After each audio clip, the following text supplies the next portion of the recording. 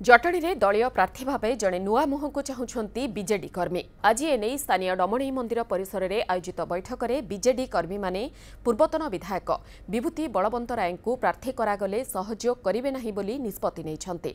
जटणी निर्वाचन मंडलीर 30टी पंचायतर शताधिक बीजेडी कर्मी और नेता यह बैठक में सामिल होते।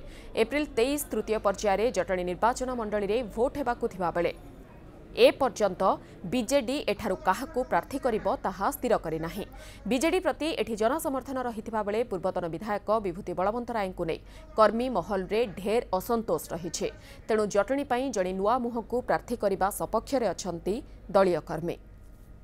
जनता दल पे आम बहु माने काम करि आसु किंतु वर्तमान जो जो नेता माने एठी आसुचंदी हमर जटणी निर्वाचन मंडल रे से माने आम मानू प्रत्याख्यान करी सरपंच नोमिनी काउनसिलर विभिन्न प्रकार माने जो माने कि बीजेडी माने मुख्य कहया गले चले से माने पछरे पकई विभिन्न प्रकार ये करके अवॉइड करुछंदी।